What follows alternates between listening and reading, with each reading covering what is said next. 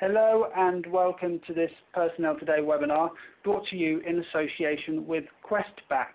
I'm Rob Moss, editor of Personnel Today, and today we're looking at the future of employee research. How do you measure the opinions of your staff? And what do you do with the results of those surveys? How can better insight be used to implement effective change? These questions and more will be covered over the next hour as we hear from three expert guests with a wealth of experience in this area. My first guest is Andrew Cox. He's Managing Director of Conflux, and until 2012 he was the former Head of Engagement and Employer Brand at HSBC, the bank. He now provides consultancy services in this area. He's an assessment psychologist with over 15 years experience in employee engagement, culture and change, and he led the European employee engagement practice at Watson Wyatt before moving to HSBC.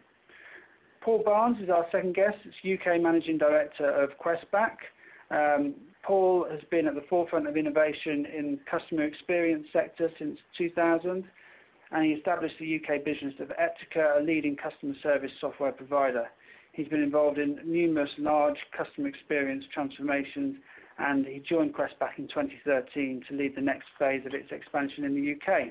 And finally, Luke Talbot is Senior Product Manager at Questback, an agile feedback management platform that helps organizations increase employee engagement. He's over 12 years experience in software production in telecoms and mobility industries. Okay, so that's our three guests. Before I begin, I'll briefly outline the format for today. We essentially split the webinar into two with presentations for the first 30 to 40 minutes, and then we have a Q&A session which will run until we finish at about 3 o'clock. As we go, we're keen to get your questions and any queries you have on what our presenters are saying. Feel free to submit these at any time in the chat pane in the left-hand side of your screen. I'll keep an eye on the questions coming in, but unless I feel that anything is particularly pressing, then we'll save those up for the Q&A. We are recording the webinar, and an on-demand version will become available next week, along with the PowerPoint slides and a transcript of today's presentations and discussion. You'll find the on-demand version and an archive of webinars at personneltoday.com/webinars. Okay, we begin by welcoming Andrew Cox. Over to you, Andrew. Thanks very much, Rob.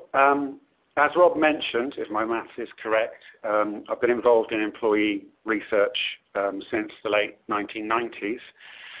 So I've seen the rise of employee engagement and the sort of acceptance in business terms that it's a very important thing to be measuring and managing. And also I've seen a measurement model being adopted very widely, mostly sort of driven by the HR consultancies. These tend to be based on a proprietary model of engagement and an employee engagement index metric, supported by external benchmarks and historical comparisons. And the orthodoxy was that if we drive engagement across organizations, there will be concomitant improvements in business performance and financial results and the like. I have a lot of conversations with people involved in employee engagement and more widely in the business context. And I think recently, over the last year or two, there's been quite a change in the way people see how they collect and manage employee engagement metrics. And I think it's fair to say that there's increased dissatisfaction with the status quo. I think there's a feeling generally that there is a better way and a general sort of questioning as to why people are doing what they're doing and can it be improved. And often during these conversations, I ask the question, if you were to take a blank sheet of paper and design, without regard for what you're doing now, and design a process whereby you collect and manage employee engagement data and do employee research more generally, what would it look like? And in almost 100% of cases, it does not match up with what the current practice is. And as a sort of supplemental question to that, if I ask, given where you are now, where would you like or expect to be in 5 years' time in terms of how you're measuring and managing employee research programs? And again, you don't get the response that we don't want or expect anything to change. There is a real desire for things to move forward. This is coming quite clearly from HR and internal comms and from the business itself, and I think it's fair to say that the HR consultancies have been pretty slow to respond to these kind of messages. I think there are various reasons for this. I think, there's a certain element of perhaps they don't know how, or perhaps they don't have the tools to support the changes that are required. But also I think there's an element of they quite like it how it is. The business model is that they have their proprietary models, they've built up their benchmarks, and they know how to do what they do. During this session, what I hope to do is to give you some ideas about how you might be able to sort of break free from the established orthodoxy. And this is something which is largely, but not exclusively, enabled by technology. But hopefully we can show you what's possible and help you develop a view of how you can regain control over what you're doing and help you to plan on an ongoing basis how you're going to move the process forward and make it more sophisticated and aligned to your business needs. Before I do that and go on more generally, there's a polling question here which I'd like you to consider. This is assuming that you are conducting employee research. I'd just like you to think about how your survey content is determined in terms of the questions that you ask in the survey itself. Now, I know that probably more than one of these responses could apply, but which one mostly determines the content of your survey? Historical trends or external, when it says external targets, what I mean there is I'm not quite sure what that means. Anyway, a third-party standardized model of employee engagement, which is a prescriptive one, usually coming from an HR consultancy. Emerging issues as they happen, so do you have the flexibility to tailor your content to things as they arise in terms of importance? Or is the content based purely upon your individual strategy and priority, so independent of what other people are asking, but purely aligned with what's important to you? And we'll come back to that and look at some of the results as they're coming in a little bit later. So I talked about a certain amount of dissatisfaction with the current status quo. And the next obvious question is, where is this dissatisfaction coming from? And for me, this slide illustrates this quite well. And I think the answer to the question is largely, not entirely, but largely this dissatisfaction is coming from the top. This is a summary of the findings of a survey conducted by the Financial Times last year of over 1,000 business leaders. And it asked them what were the major challenges facing you as a business leader, and then some more detail on some of the issues that arose. As you can see here, the feedback from the business leaders was that human capital presented the biggest challenge to them that they faced. And moving down into the second part, that breaks down some of the leading human capital issues. And second in that list there is the need to raise employee engagement. Now, this is a very good thing to see. Presumably, most of the people on the call have a professional interest in employee engagement, and obviously to see this up there in terms of priority for business leaders is a very healthy thing to see. But for me, this illustrates an issue. What are we engaging people for? What does it mean? And why are we doing it? And I think the answer to that question is contained within the other priority areas that are listed on this slide. So we're talking about development, we're talking about retention of talent, we're talking about improving how the organization is viewed so that we can increase the attraction and retention of the right kind of talent. And similarly, looking above at the other priorities there, I think 3 of the other ones, innovation, customer relationships, and operational excellence, are very pertinent here. What I mean by this is that we are engaging people for a purpose, and the purpose is to help them to drive strategic organizational outcomes. It doesn't exist in isolation. It exists in terms of its importance to outcomes. Looking at the human capital breakdown there, improving leadership development programs, engaging leadership was identified from the Engage for Success initiative as being one of the key things. So increasing leaders' awareness of how they engage people and how they create a dialogue with their people is clearly very important. Looking at the bottom part there, improve corporate brand and employee value propositions to attract talent. That essentially is talking about engaging people before they even join the organization. And I think what's important to bear in mind here is we need to look at how engagement affects people who haven't joined, who have joined, or who have even left. In my role at HSBC, when I first joined HSBC, as well as the global employee survey that was conducted, there was an absolute myriad of other data collection initiatives around candidate experience, around retention and as people left the organization, the impact of training. There were internal communication surveys, there were internal customer surveys. All of these were happening in isolation. They were not joined up in terms of what was covered, the technology that was used, or how all of these different factors interacted.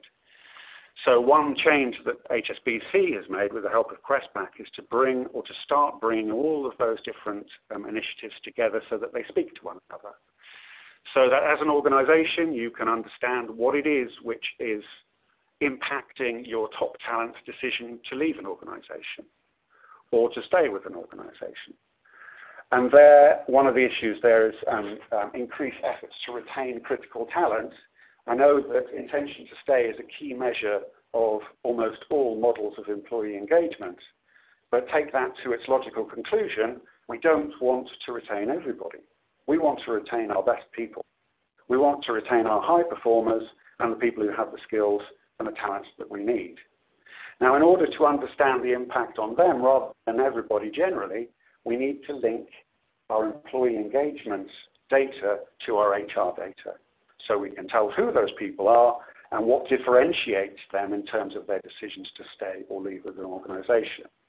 And expanding that further, we ideally need a platform which can allow us to look at the employee journey throughout the employee life cycle, from when they join right through even after they leave the organization, for example, through alumni surveys. The second issue here is looking at above the line there in terms of the major priorities. We've got innovation, customer relationships, and operational excellence. The issue here is innovation is largely driven by our employees. The question here is how can we harness employee ideas and insights into how we can do things better, and that applies to products and services as well as operations. How can we streamline what we're doing? Because obviously they're at the coalface, they have as good an understanding, if not a better one, than anyone else. So how can we develop those kinds of ongoing dialogues which involve people in the improvements that we need to make? Similarly with customer relationships, how can we use employee input to improve the quality of those, as well as how can we empirically look at the linkages between customer outcomes and our employees? How much do our employees understand what the priorities of our customers are, and how can we involve them in the process of improvement? So for me, there are 3 key ways that you can look at an employee engagement strategy. First of all, gather the data, the empirical data, which allows us to look at the relationships between these important areas. Secondly, how can we develop an ongoing dialogue within and between our people? because this is the way that will drive real cultural behavioral change, which changes the dynamic about how our employees relate to each other and the company. And thirdly, how can we use this to develop our organization, our leadership and management skills, identify best practice in terms of what people are doing and how, propagate that, and also involve our individuals. The other area here is how can we integrate the feedback so to take it beyond just giving generalized feedback on employee engagement, but how can we help people to make the connections and join the dots in a way between employee engagement and those business outcomes. Now, it's a truism to say that the pace of change is increasing rapidly and change is the new normal. Is what we're doing in terms of engaging our employees keeping up with this rate of change? I'll just give you a brief anecdote. Just recently I was in conversation with a large international financial services firm, and as part of that conversation I was given sight of their current an employee survey report for part of their business. Now, it just so happened that about 10 years ago in the mid-noughties, I managed the global program for that organization. And I was quite surprised to see that of all of the items on the survey, only 2 had changed in those 10 years. Now, given that they were a financial sector organization, and given the amount of change that's happened in that sector over the last 10 years, following the banking crisis, the scandals over PPI and other customer service issues that they've faced, the importance of social responsibility and risk management, it was quite enlightening, but a little bit worrying to see that that had not been reflected in any way in terms of what they were gathering from their employee survey. This is an extreme example, but I think it's illustrative of the pace of change, perhaps when we're thinking about employee engagement, and the way we deal with it is fairly glacial compared to the pace of change more generally in the business environment. Another area here is the responsiveness of the tools that we use to gather data. Clearly, the pace of change dictates that we conduct surveys more regularly than once a year. Some organizations, of course, employ pulse surveys to sort of plug the gaps and increase the frequency. The problem here is that they generally use a subset of the overall survey questions. And this is in no way a substitute for developing an ongoing dialogue in real time.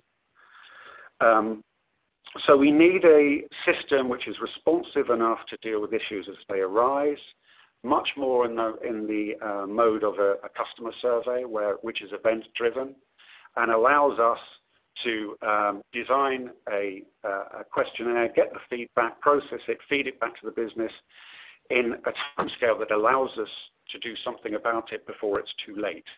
And obviously, I think the annual survey, and certainly even if it's supplemented by pulse surveys, does not give us the ability to do that.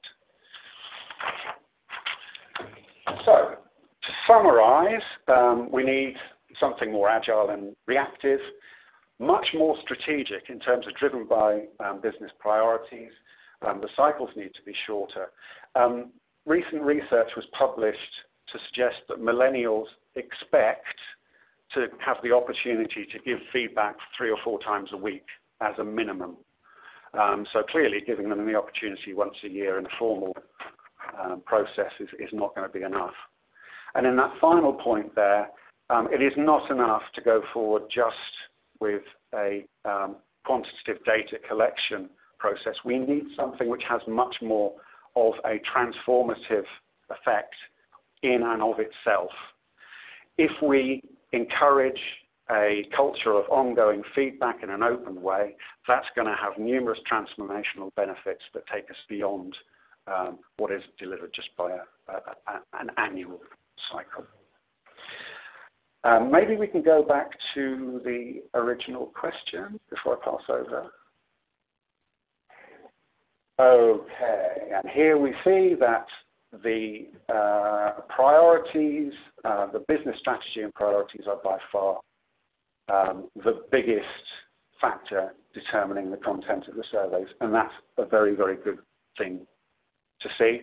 But again, quite a reliance on third-party external models and benchmarks. I think that's interesting, Andrew, because you've got 46%, 45%, something like that, that's really dependent on external factors, compliance with third-party standard models or external benchmarks or something like that. So it's a good indication of some of the things you were saying. Yeah. Good. So I think that was pretty much the end of your bit, Andrew. And there's just one more slide. I think it's not sufficient. There we are. I'll let you have your last slide.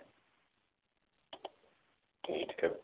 Oh, yeah? Okay. There we go. So the upshot of all of that is that the standard model that's been in existence for 15 years or more no longer really supplies all of this that we need. And the question is, do the systems exist from a technical perspective and from a practical perspective to support a new model? And the answer is absolutely yes. Some organizations have embarked on this journey already. But if anything else, I would encourage everybody to break from the established orthodoxy, the established ways of thinking about things, to ask those what on the face of it might appear like basic fundamental questions. And I think when you start doing that, you will develop an appetite for changing how you do what you do.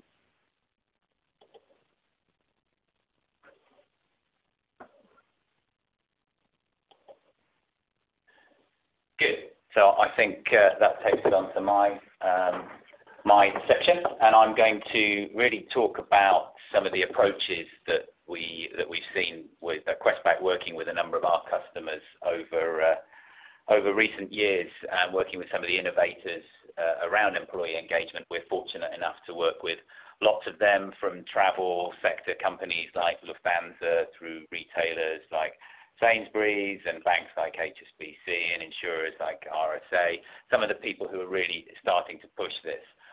Just as a question that, again, we might loop back to later, you can see on the screen there, it's really a slightly philosophical question, really, about whether engagement is something that's a process or a culture, and I think it's something we'll come back to later. But I want to start really by saying, there is good news here. As we want to address this, the great foundation, the real positive thing is people want to talk. It's really different if you look compared to today, compared to even 4 or 5 years ago. We live in a sharing economy. I would be absolutely stunned if we haven't got 100% of the people on the call today who don't regularly share their feedback with organizations. And that might be product reviews on Amazon, or it might be ratings on TripAdvisor, or it could be a whole host of things. Just the concept of sharing, from even things as diverse as Uber now with taxi, it's a core part of what we do, and everyone's prepared to talk. So there's great news for organizations, in that it just means the challenge is how you adapt to that, how you put in place the mechanisms for doing it. And the key thing is it has to become two-way feedback. It has to become dialogue. We do a lot of discussions around moving from that sort of monologue, one-off questioning into a two-way dialogue. And a key part of it, though, is the timing of this changes. It's a real realization that you have to have. And I like this quote from Peter Cheese about how you develop a feedback culture and daily conversations, and how you have to do it. And it's about timing. You can't wait. It's not something that you can run on a schedule that's determined by the organization, whether that's annually or quarterly or whatever it might be. It's a real step change that you have to go through in order to embrace people's feedback and actually start to use it within the business on an ongoing basis. So there is, as I said, a bit of a step change to go through, and I think it's quite useful to refer to things like maturity models as part of this. I'm a big fan of these kinds of approaches. They can be simplistic, but they really help to position where you are as an organization. And these are the 4 stages that we see companies going through or organizations going through as they mature in their use of employee insight. And obviously, as you might expect, it starts very tactical, a single survey, somebody saying, hey, it would be a good idea to ask what happened there or what people thought. And that moves to response-driven, which I think is where most organizations are today. So it becomes, to a certain extent, event-driven. You might be doing leaver surveys or joiner surveys or something like that, collecting data at these various touch points. There's some degree of personalization to it, perhaps asking different questions to different groups, and there's some form of follow-up established. But the big step is going from that employee engagement into employee mobilization, where it becomes much more insight-driven. And I'll talk about some of the trends around that in a minute, but it's about much more moving this from being a one-off exercise into being part of business process. It's about moving to that dialogue approach that I mentioned before and looking at it continuously and in real time to get that understanding of what's going on and pulling together all of the different kind of insight points you have that you generate over time as you work, as you talk to your employees. And then the final stage, and there's not many organizations here, we probably have 1 or 2 of our customers who are foresight driven. So they actually have done the modeling and the causality and the predictive analytics to go from the fact drive engagement all the way through to business outcomes, whether it's sales or customer retention, productivity, these kinds of things. So when the leadership are making decisions about what to do in the business, strategic or operational decisions, they can have a pretty good feel for what the impact is going to be across the workforce and how they'll react and what any issues may be and how that will affect performance of the business. I think for today, most companies are trying to move from response-driven to insight-driven, and that's what I'm going to focus on. So in this next slide, I think there's 6 key themes, and we've distilled these down from all of those organizations that I mentioned before and a bunch more as well. And I'm going to give you a map in a second that kind of brings this together into a picture, but just by way of text, there's really these areas here. So the first is what you might call employee journey or employee life cycle. It's this idea of integrating all of the various touch points that you have, so you see the trend over the period of time that you have an employee within the organization, right from when they start all the way through their development, and you can link up all of those points. The second one is this implementation of always-on feedback, so making it initiated by the employee rather than having to wait to be asked, so that people can shout out, they can say what they think within a community environment perhaps, but they don't have to wait to be asked. The third one is closer ties with line of business. So this is really, examples of this within retail are something like a store format change or a new product rollout. And the line of business owner for that wants to get feedback immediately from the people who are at the coalface on that. So the people who worked in the new store on the day or the week of the rollout of that new format, how was it? What did you think? How did customers react? Being able to plug into that kind of information very quickly is a growing trend, and that's great news for people involved in HR or engagement or internal comms, because it brings you closer to the business. It's a real opportunity to develop those links. And then moving on to the other 3, we have links to business outcomes. This is a big step as well, starting to talk about productivity or retention or revenue as outcomes rather than notional scores, and similarly linking to voice of customer metrics and insights. It tends to be that voice of customer is probably a couple of years ahead, if not more, in many organizations than employee insight, but there's a lot of good data to link to there. And the bottom point is kind of a summary, really. It's about moving from a series of projects into making this embedded in the business process. And just to give you a graphical map of that, if you read this from the bottom up, it kind of makes sense.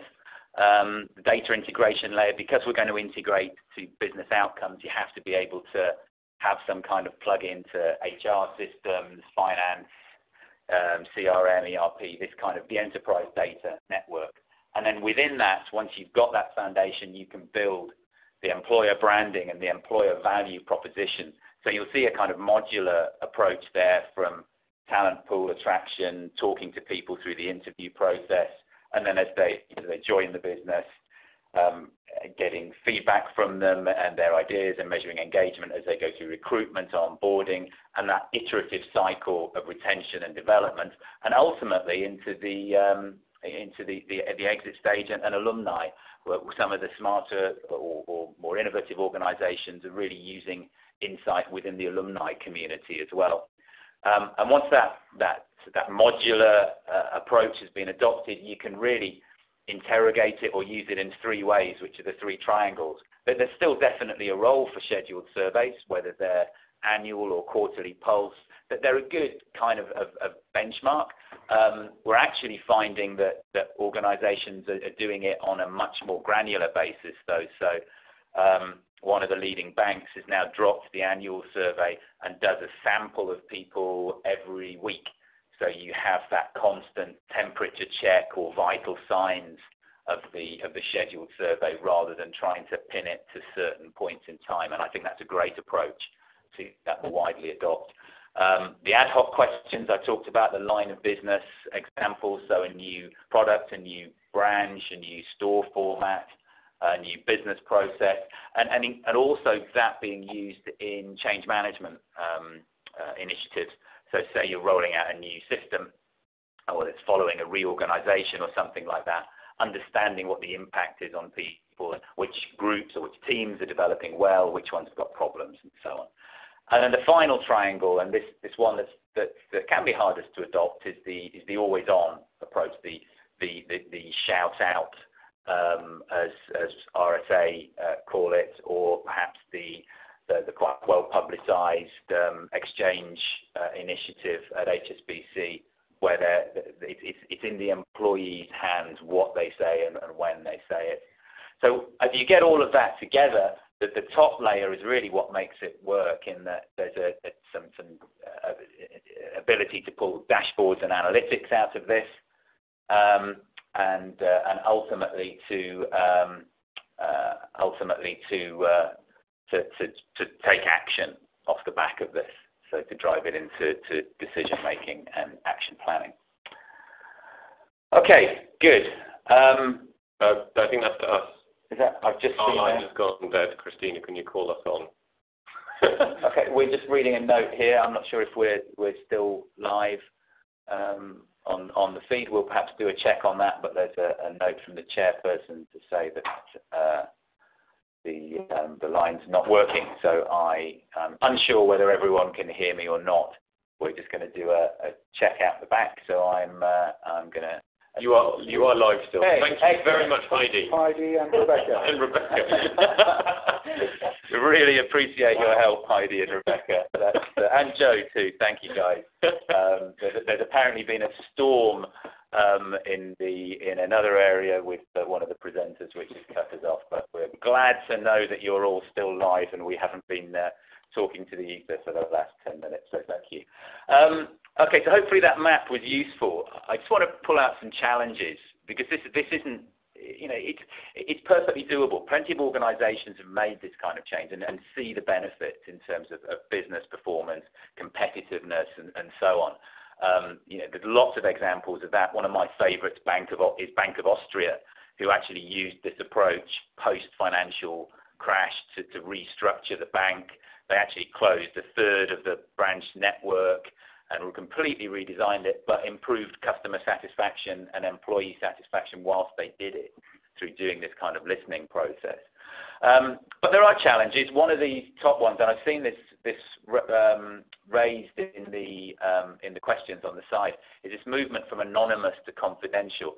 That the real power of the data, as you saw in the map before, is integrating it, and you can't integrate it if it's completely anonymous and you don't know who it's come from. So there has to be, to get real value out of this, a move from out-and-out anonymity into confidentiality. And that's an important distinction. It still means the data is confidential and people can select when they submit the data that it's not tied back to them within the reporting and it's not visible to others. But ultimately within the system itself, it has to know who's saying what and what department they're in order to be able to drive out the real value of the trend data from there. So that's often a cultural challenge, and there's a number of steps you can take along the way to do it, but I think there needs to be a recognition of the value and the cultural value of doing that. Secondly is this breaking of the dependence on benchmarks and score targets. They're great and they're very appealing in the boardroom, benchmarks and engagement scores and so on, but ultimately they're not business outcomes, and what matters is business outcomes. And if you get wedded to these things as targets, then it defeats the object, because as a result of the process you'll say it's great we moved up 1 point in the league table, or we moved up 1% on an engagement score. Kind of so what? Unless you're driving actual change in the business, you're not getting value from these kinds of exercises, and that's a tough realization for some organizations to make. So just finally, the last two, support for line managers. These are the guys, when you turn this into a process, who really drive the change, and you have to support them. They have to give them ways of bringing employee insight into day-to-day decision making, into doing action planning. And there's a need to recognize they need support to do that. And there's tools for achieving that, such as communities. And the final point, there is a new technology requirement. Challenges for data collection. Andrew talked about mobility and mobile devices. That's a good example there. Analysis. There's a lot of qualitative data comes out of these kinds of approaches. So text analytics, sentiment analytics. And finally, the visualization. You've been really strong on dashboarding and data visualization are important. But it's all possible. It can all be done. So that was all I wanted to say by way of approach. I think Luke's going to give us a couple of examples of technology now. Final word, just to say there's lots of content out there. And you can, if you trawl around, you look at the blogs and articles that are out there on how these things work and integrating engagement, there's lots of good things that you can read about. So I'm going to pass on to Luke. Did you do your survey results? Oh, I didn't do my survey results. I do apologise, Luke. I got caught up in the storm excitement and lost my so let's just have a quick look at the cultural process. What do we think? Let's have a look. Both the process and the culture. That's interesting. I think there's 50% of people who that's kind of the right answer, I think. So that's great.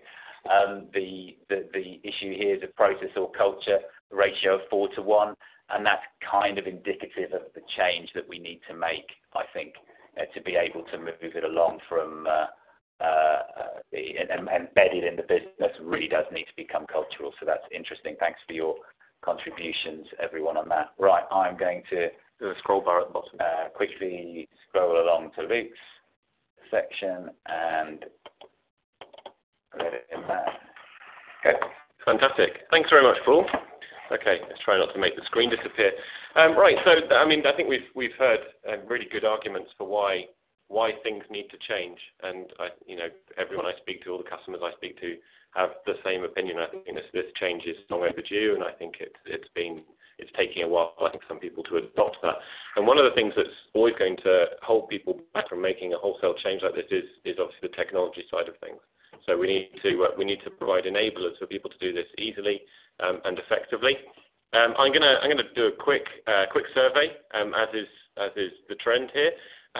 So in 5 years' time, I envisage our employee research to, and this is a multi-choice, so you can choose multiple answers, do pretty much what it does now.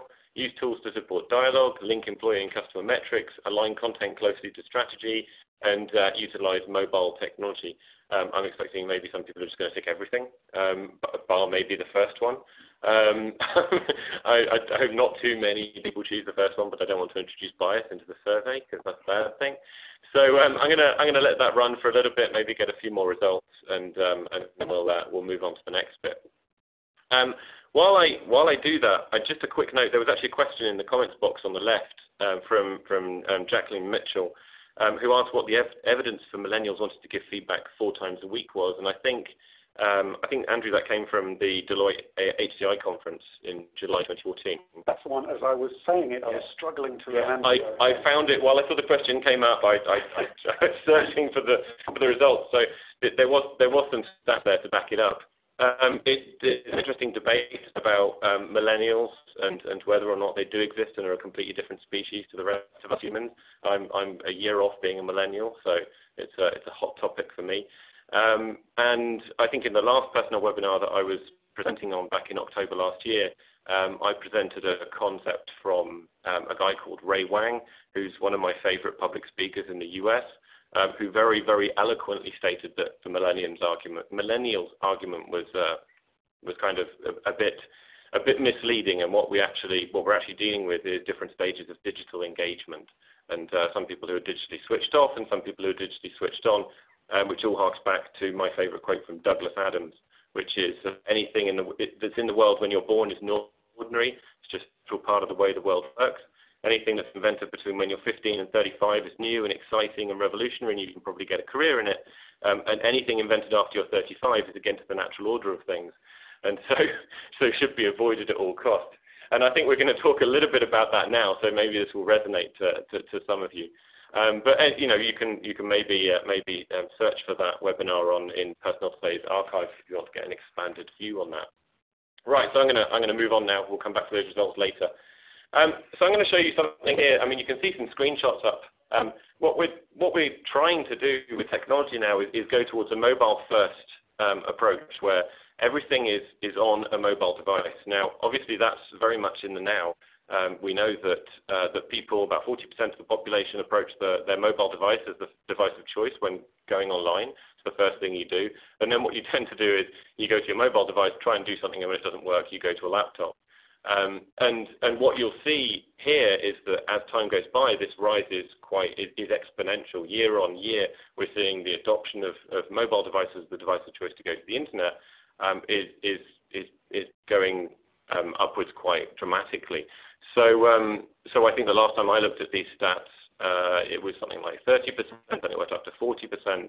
And we can see the adoption of feedback surveys, and this is for things like voice of the customer, etc. as well, matches that adoption curve too. So we can see that people are really just going to their mobile device to do everything that they used to do on a laptop. And when it doesn't work particularly well, they might go to the laptop. And so this is something that we really need to factor in. If we don't have something that works straight away when you go to it on your mobile phone, then obviously you're not going to get their feelings and their sentiments at that exact point in time. The other thing that we're seeing is in the move away from maybe the big annual engagement survey, where, to be fair, and I think Andrew spoke quite well to that topic, I think a lot of companies effectively pay lip service to what is engagement. You know, how am I engaging with my employees? Are they engaged employees? Well, if you ask them once a year, that's like going to hospital once a year and getting a machine attached to you and then saying that for the rest of the year you'll be absolutely fine.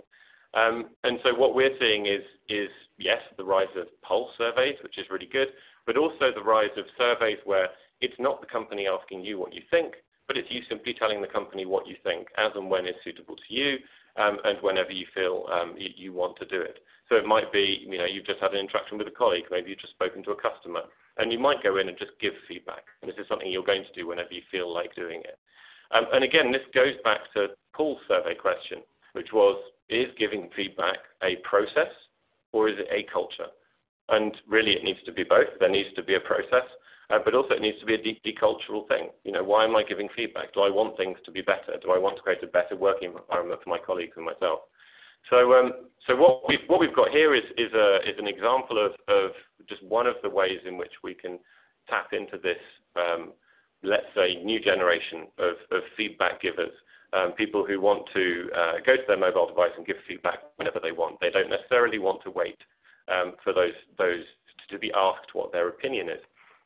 So this app, which we call MySay, that you're seeing on your screens now, is an app that everybody has access to in the entire company. and they just go in and give their feedback whenever they want. And you'll see there's a see results button, because the second big trend that we're seeing here as well is the ability to just see the results. You know, in the big annual engagement survey, you may provide all of your feedback, and then you may get the results a month later, 2 months later, sometimes never. And then based on those results, do what? Whereas what we're seeing now is a trend where people are saying, well, okay, I did the annual engagement survey. We've done that for maybe 3, 4, 5 years. We can see maybe a little upsurge in engagement. But when people don't see the results of the survey they've taken part in, and when they can't see positive action based on those results, then maybe the next time they're asked, they might be a little bit disenfranchised. They might be not so keen to give the feedback in the first place. And so that's really speaks to the fundamental problem with feedback in general, whether it's consumer feedback or employee feedback, which is people are becoming a little bit fatigued and tired of giving feedback and doing surveys. So we really need to fix that problem, and this is one of the ways in which we can do it. Now, obviously, this might seem like a pretty straightforward thing now. Maybe I can get a survey that fits well on a mobile screen. That's fantastic. But you know, we're looking at mobile screens right now. How long will it be before the mobile is basically a hub that sits inside your pocket or your bag, and actually the device that you need to give feedback on is sitting on your wrist? And you're giving feedback on a device which doesn't have a massive screen. How on earth are you going to fit a survey designed for your PC screen or your laptop screen onto a screen the size of a 50p coin? And this really doesn't just change the way in which you display it. Okay, so you get every single question type and make it fit on a small screen. It changes the way in which you need to ask the questions. Can you imagine doing 50 questions with a rating from 1 to 5 or 1 to 6 on a screen the size of a 50p coin? You would be so annoyed after a while, and halfway through someone would call you. So basically that's not going to work anymore. So that's why we need to design these technologies to suit the people of today. What was the app name again? Thank you, Lisa, for allowing me to name drop it twice. The app name is MySay. Okay, so it's not available on the App Store, by the way, right now, so don't rush off and get it, although, you know, please do send us an email if you're interested. Okay, so really the next trend that we're seeing, and again, Paul mentioned this as well, is not the fact that when I took this screenshot I was using Internet Explorer. That's me just bucking a trend, really.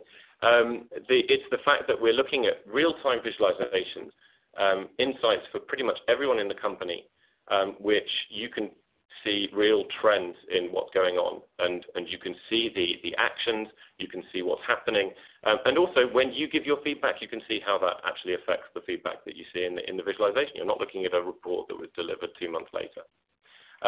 Now, what we can see here is something we're referring to as mobilization. So we've kind of seen, you know, employee satisfaction, we've seen employee engagement, and now we're looking at, okay, so we've got all these engaged employees, and I really want to tap into all that energy and that drive and that ambition, and I want to make sure that it's going somewhere productive. And that really is a function of not just how engaged my employees are, because they could all be giving like 50% more than, you know, their day-to-day job normally demands. But do we have the right processes in place? Do we have the right offering? Are the market and competition in the right place for us to succeed? And really, when we take all of those things together and create a function of that, then we get the mobilization score. What's our ability to really take the business forward? And there was a question earlier, I can't remember who it was from, so apologies for forgetting your name, but there was a question, you know, what's the model for small businesses? I think this is the model for small businesses and large businesses. The difference is, can you take this model and actually deploy it to an extremely large business? My argument is yes, absolutely, and we can certainly see companies wanting to do that. Okay, so I'm not going to bore you with too much more. I'm going to show you another shot of a visualization. Again, just showing how you need to try and build in maybe some of the qualitative and quantitative here as well. So you get the live comments, the ability to click on comments and actually react to those. So for instance, if somebody says, and this is part of the culture of feedback as well, I think Andrew mentioned it earlier, or was it Paul, about the move from anonymous to confidential. Once you start asking people what they think, and you start getting a lot of qualitative information, then actually your ability to be perfectly anonymous, if you're giving the results to everybody, is reduced. So what we need to do here is work on maybe the most important part of giving feedback, which is the art of receiving feedback. And what we can do here is if everyone can see what everyone thinks, and somebody says, I think our ability to deliver the company message is atrocious, then we should be able to go back to that individual and say, okay, fantastic. what should we do about it, and let's put an action plan in place and let's improve it. So the next time we measure that, we've actually seen some improvement. Right, I'm running out of time, so I'm going to just quickly run back to the survey. And as expected, I think we're seeing quite an even spread of technologies and tools here. A link to employee and customer metrics, I think that's a really strong one. I think that also allows us to start building maybe some of the business cases behind engagement.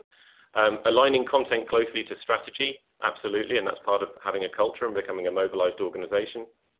And using mobile technology, which is just an absolute must, as you've seen from some of the things I've shown you.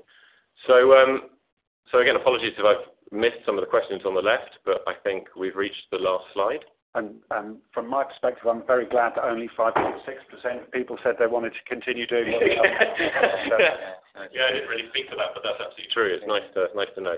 But I think it's also interesting that you got the highest response on that survey was aligned closely with strategy. And if you go back to the first poll we did, which showed that a lot of people, 45, I think, are still being steered in the question and the approach by external methodologies from third parties, there's to be a big change, because if you want to align to your strategy, it is your strategy, and the questions and the approach have to reflect your business, not an external benchmark or a third-party IP. So I think it's absolutely some symmetry there. Yeah, absolutely. And a final note on benchmarking, while I've got 30 seconds. If you're benchmarking against another company that's doing pretty much the same as you in the industry, then I guess that's absolutely fine. But what better place to benchmark than how you did last week? And if you're trying to tap into what employees think about an organisation, and if you can start to map a trend, if you're collecting the feedback often enough, and it's a voluntary feedback, then actually you start to map a much more interesting trend. So anyway, that's my last word. I'll pass over to you, Rob. Thank you, gents. It was all very interesting. Apologies for I think you'll be pleased to hear that you missed the thunder and the hailstones on the window at this end. But we were offline for 5 or 10 minutes, I'm afraid. But we caught most of it, and so thank you for a very interesting presentation. We've got a few more questions from the audience that I've picked up. One fairly early on, and I guess this comes up quite a bit with employee surveys.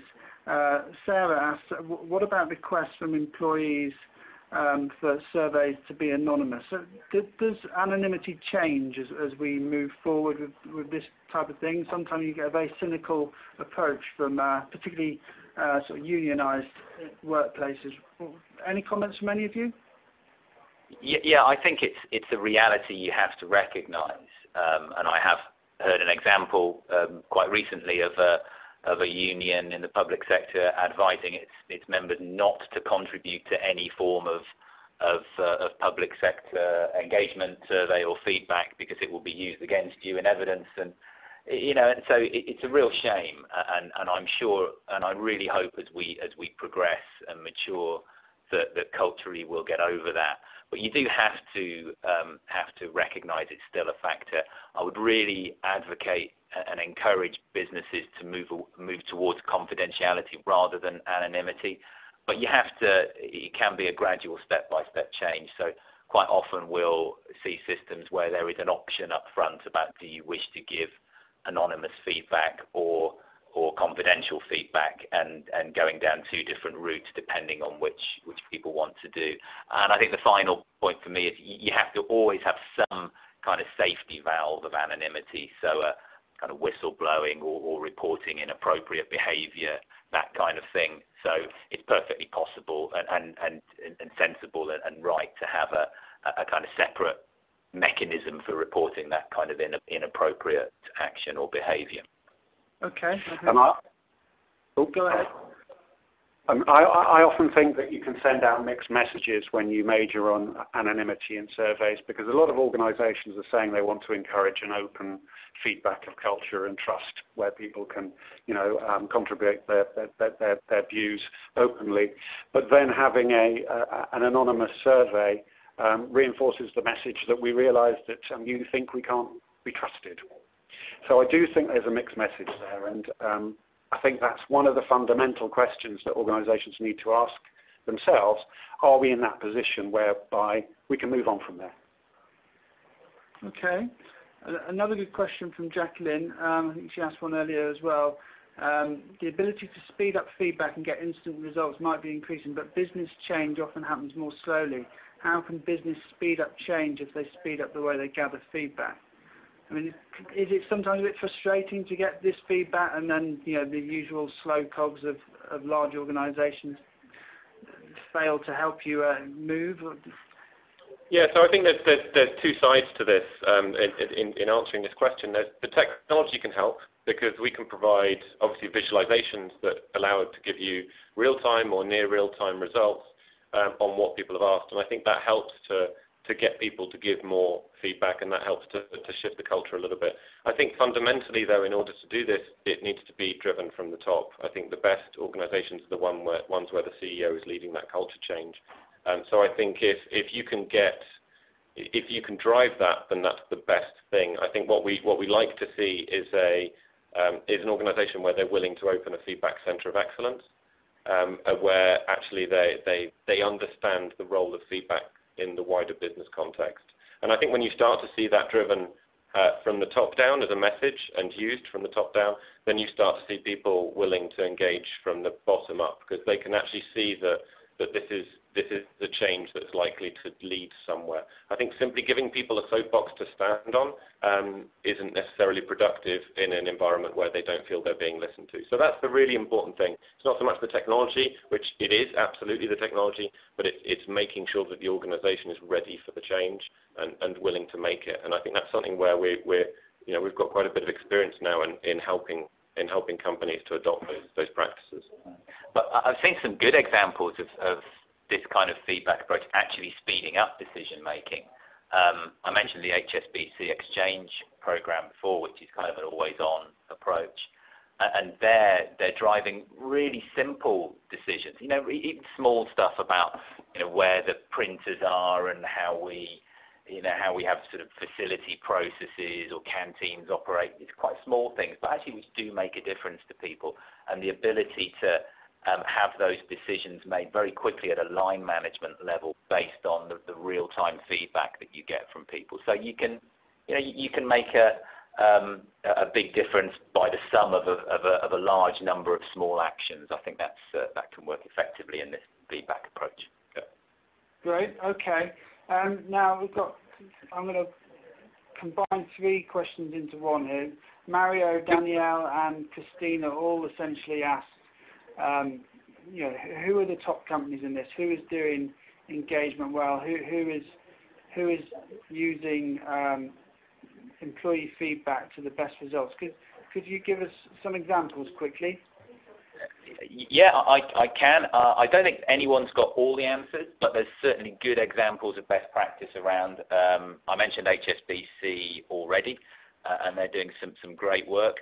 I think within financial services, Royal Sun Alliance, RSA, with the More Than insurance brand, they took a big step forward in this in last year with a program called Your Say, which is quite well published. In fact, we did a webinar with Personnel Today on this last year. So I think there's some great examples in there of how they've used Always On through a program of allowing shout-outs and shout-ups for managers to escalate feedback, and lots of use of town halls and really taking that into the business. So that's a good example.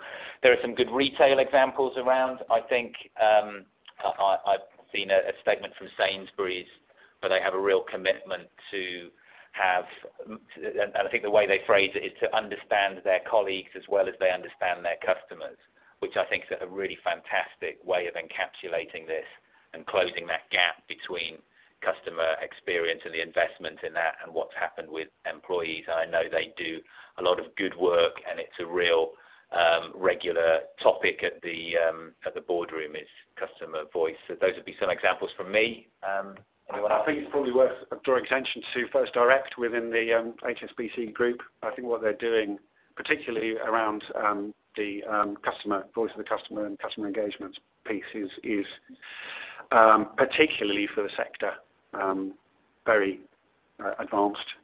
And also within the retail sector, there are organisations like Iceland, for example, who have brought engagement very much into all of their HR practices, their recruitment and their performance management, and that I think is quite cutting edge.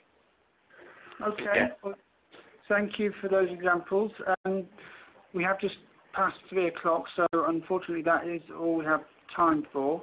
As you, the audience, log out, please fill in our exit survey, and you'll also be able to download a Questback white paper on this topic. Today's webinar is available on demand soon, and you'll be able to share that with colleagues, and you'll also be able to find the webinar that we did with Questback back in October. If you go to personneltoday.com/webinars, it's there with an archive of around 40 other webinars that you could watch. Okay, it just leaves me to thank our guests, Andrew Cox, Paul Barnes and Luke Talbot from Questback. And thank you all for your time today. You've been listening to a Personnel Today webinar in association with Questback. Thanks for joining us, and goodbye.